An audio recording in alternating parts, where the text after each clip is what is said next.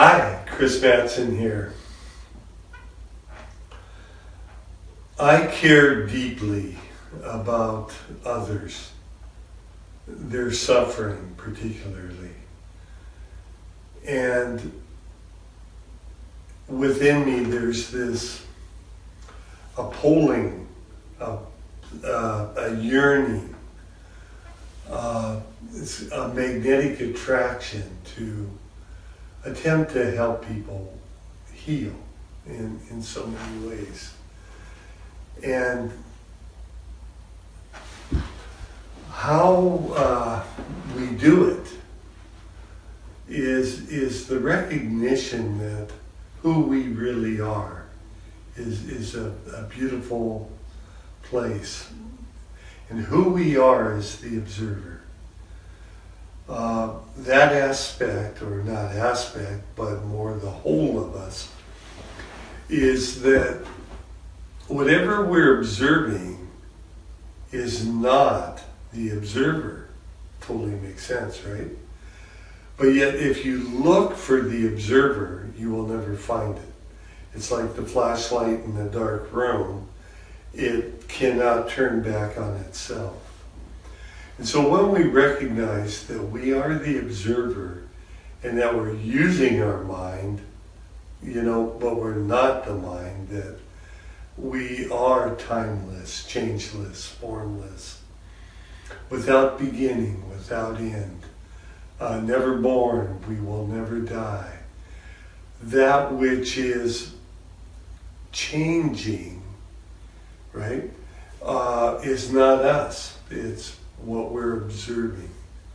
And there's a great peace in that, knowing that as we, rather than look outward, as we look inward, we find that the observer has no borders and simply is. If you think every morning when you first wake up, right before your first thought, that beingness that you are, that's your soul, that's the essence. When you say I, that's what you mean. And when we say I am suffering, the I never suffers. The I is observing the suffering, which is an important distinction. And when we return to the I, the observer, there's great peace, there's joy, there's all the qualities of love. And as we are mindful of this, we see that in others. And that's where the compassion and the caring, the nurturing, the support, the empathy with others comes in, because we see the observer in them as well. And the next part of ending the suffering is first being there ourselves. So I can't bring peace to the world unless I have peace within me. It's like if there's a dark room, I must light or bring a light into that room to change it. If I want a world of truth, I must be truthful. If I want a world of happiness, I must be happy. If I want to end the suffering of others, I must know how that occurs, how vibrant life, vibrant health, vibrant living, full connection with Source, what that means. And then share it. It's exactly why this video now. And so the Buddha said there is no pathway to happiness. Happiness is the path. Christ said, seek first the kingdom of heaven, and then everything is added. By that, think it's seek ye first love, or seek first the essence, the beyond all of that which changes, which is your true self. Another name for that is God. If I have a guitar here, right now it's potential, and that's really important for happiness and to end our suffering. And this is why within this guitar is literally every song. Beautiful songs, beautiful chords. There's also discordance,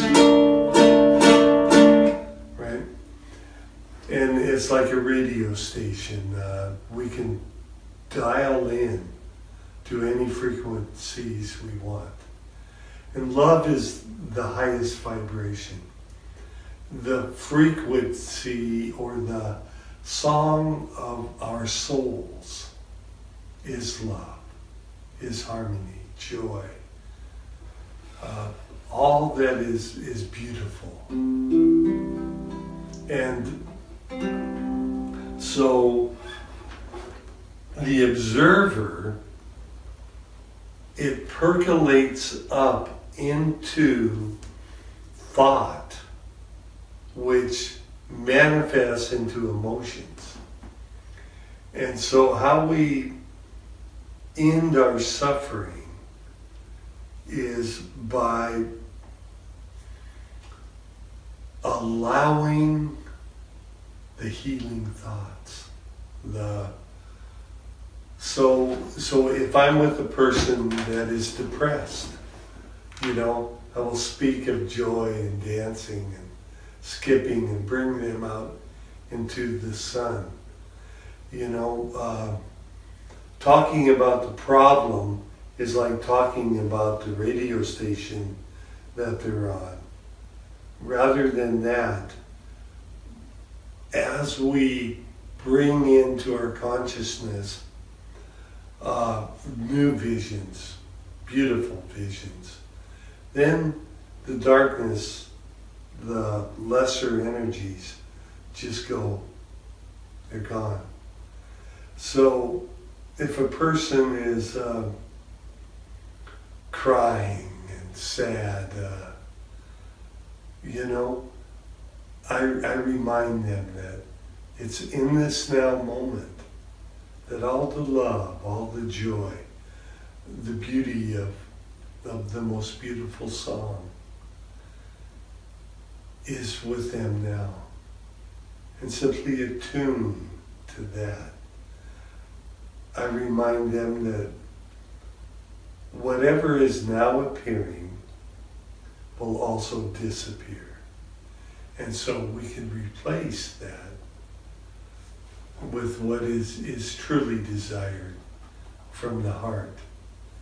And very, very important also is that we can let go in every moment, knowing that we literally are in consciousness, that's all there is.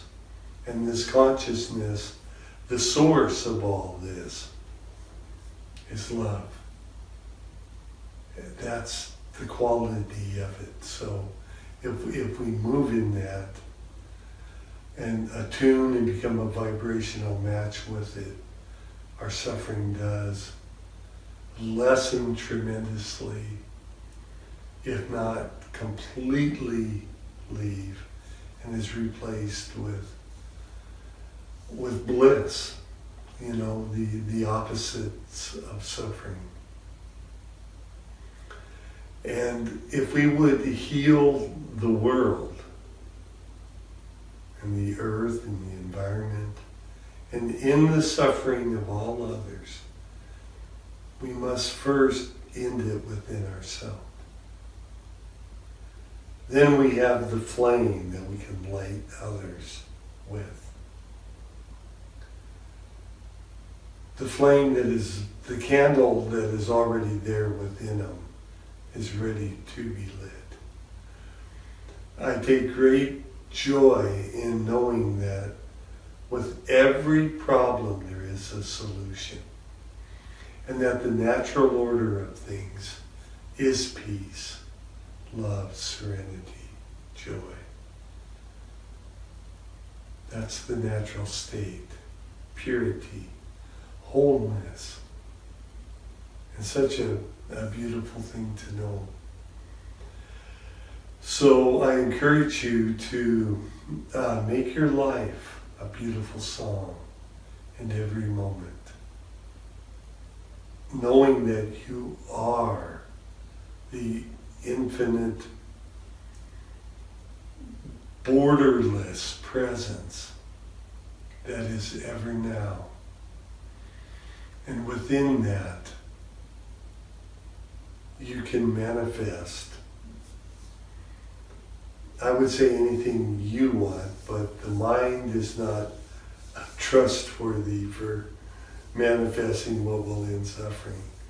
So rather, it's what love wants.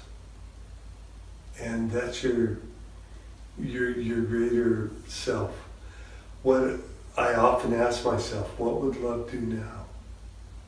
You know, there's times when I'm attacked, verbally or emotionally, you know, there's turmoil coming into my field.